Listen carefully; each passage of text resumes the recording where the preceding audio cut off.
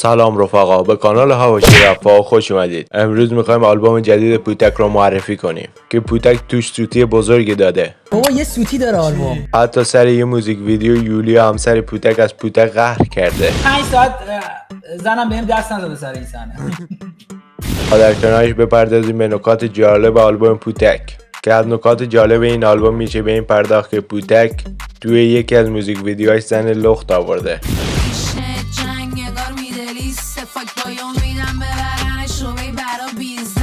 و جالبتر این که حتی پوتک به صورت رمز از ایلومیناتی ها صحبت کرده و بعدش هم با هم رکوردهایی که پوتک با این آلبوم شکسته رو بررسی میکنیم و در آخر میخوایم بپردازیم به کسانی که از آلبوم پوتک حمایت کردن. پس رفقا اگه میخواید از این قضايا خبردار بشید تا آخر ویدیو همراه من باش. رفقا قبل از اینکه بپردازیم به این قضايا، اگه به اخبار حواشی رپ فارسی علاقه داری کافیه کانال ما رو سابسکرایب کنی و زنگوله رو بزنی تا اولین نفر از اخبار حواشی رپ فارسی خبردار بشی. خب بریم سراغ معرفی آلبوم شاخ قرمز از پوتک. پوتک آلبوم شاخ قرمز رو با 13 تا ترک و یک ویدیو 360 درجه که پوتک و همسر و دخترش در حال نار خوردن هستن و این ویدیو که صدای عجیبی داره منتشر میکنه.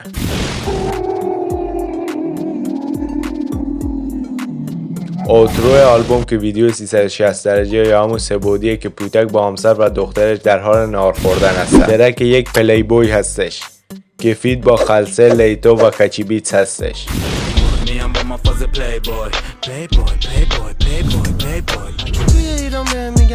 جالب بدونیم که ترک پلی بوی قرار بود نزدیک به 1 سال پیش پخش بشه که به علت فوت مرحوم مهسا امینی و قضایایی که پیش اومد الان پخش شد. ترک دوم این ترکه که صداهای عجیب غریب و ماورا طبیعی میده. ترک سوم میسترز هستش که فید با زیر تونوانجی هستش.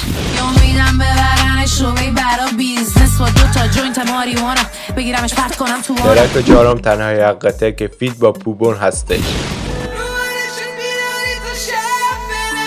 ترک پنجم داینامیک که فید با مامزی هستش.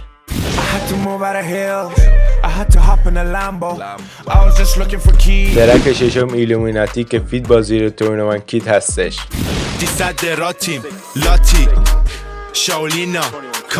ترک هفتم استرس که فید با دورچی هستش. ترک هشتم مامی بیبیم که به معنی مامان عزیزم که فید با کچی بیتس هستش. ترک نهم این کاراش که فید با سیجل و لیتو هستش. همه عدم ورقی چند دور حاجی عقبی. ترک دوم که پیتو هستش که فید با رضا پیشرو هستش.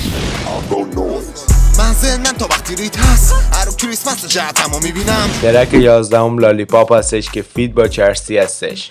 چینا پارکه هر جوری بخوای SD اینفینیتی. ترک 12 اگه درست بگم ایواین هستش که فید با دورچیه. و ترک 13 واو هستش که فید با گادپوری هستش.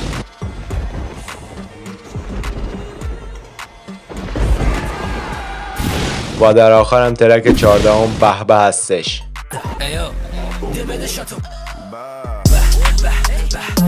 خب بریم سراغ سوتی بزرگ آلبوم پوتک. قبلتر پوتک یه موزیک ویدیو میده به اسم شاخ مارکت کیه که توش میگه که شاخ مارکت کیه؟ گنده تر حاکم کیه؟ اونی که میکنه همتون ساکت کیه؟ همونو گایده. و الان توی آلبوم شاخ قرمز پوتک توی موزیک ویدیو واو که فید با گادپوری هستش میگه که گنگ یعنی کش چقدر داری شاخ مارکت روم فلش. و پوتک در واقع خودش رو دیس کرده و خود پوتک در این مورد میگه که یه سوتی داره میدونی؟ یه چیزی بگم بابا یه سوتی داره آلبوم. ببین من یه ترک میگم شاخ مارکت که همونو گاییدم. بعد تو ترک شماره 2 میگم شاخ مارکت روم فلش.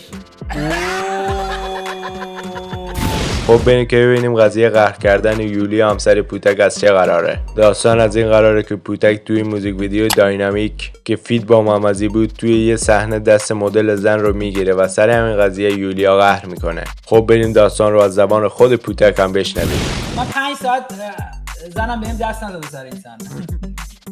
گفته برو دست همونو بگیر. خب بریم که بپردازیم به قضیه زن لخت داخل موزیک ویدیو که ببینیم قضیه از چه قراره. داستان از این قراره که داخل موزیک ویدیو میسترز که فیت با زیر 21G بود از نیا تیموری استفاده شده. الان شاید بگید این اصلا چیه؟ نام گونه از خوردن سوشی است که در آن غذا را روی بدن یک زن برهنه میچینند و از روی بدن زن همانند بشقاب صرف میکنند. خب بریم که بپردازیم به قضیه صحبت کردن پوتک از ایلومیناتی که ببینیم قضیه از چه قراره. داستان از این قراره که یک یوتیوبر کد مخفی آلبوم شاخ قرمز رو شکسته و این جمله هی تکرار میشه: طرف ایلومیناتی نیاین.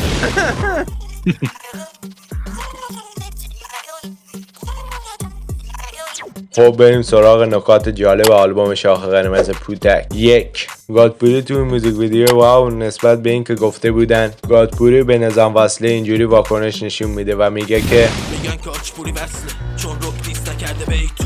2. جالب بدونید که موزیک ویدیو پی2 که فیت با رضا پیشرو بود اسمش قبلا آرت3 بوده که بعدا به پی2 تغییر پیدا کرده که مخفف اول اسم پیشرو و پوتک هستش. و پوتک در پادکستی که با پدرامیتو داشت در این مورد میگه که اول این آهنگم آر3 بوده الان شده پی2. R3 بوده الان شده P2.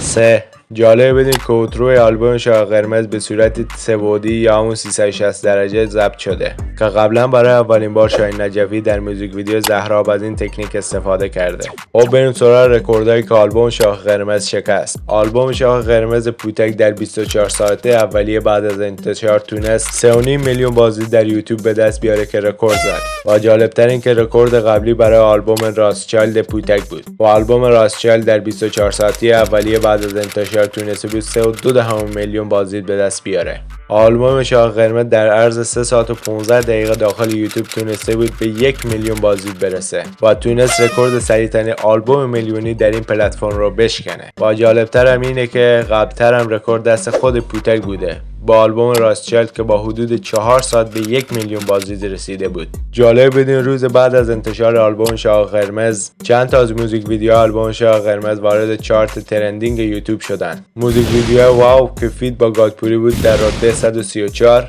و موزیک ویدیو پلی بوی که فیت با خلسه، لیتو و کچی در رتبه 140 قرار گرفته بود. شبش هم موزیک ویدیو میسترز که فیت با زیر 21G بود و آهنگ لالیپاپ که فیت با چرسی بود وارد چارت ترندینگ یوتیوب شدن. خب بریم که ببینیم چه کسانی از آلبوم شاخ قرمز پوتک حمایت کردن. 1. کچی بیت.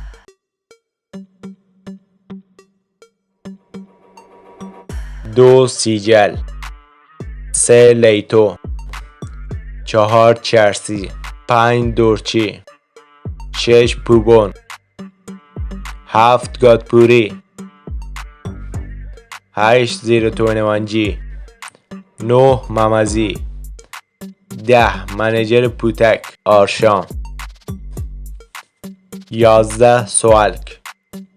12. ایلینویز. 13. رادبرو منیجر و آهنگساز زیر 21G. 14. علیزا. 15. علی یاسینی. پوتی هارده احساسی نی چیه نگاه میکنی چیز خاصی نی جنتلمن میام علی یاسینی. جالب بدونید که ترک این کاراش که فیت با سیجل و لیتو بود پوتک توی یه تیکه از اون ترک میگه که پوتی هارده احساسی نی چیه نگاه میکنی چیز خاصی نی جنتلمن میام علی یاسینی. اگه از ویدیو خوشتون اومد لایک فراموش نشه و نظرتون راجع به این قضایا رو برام کامنت کنید.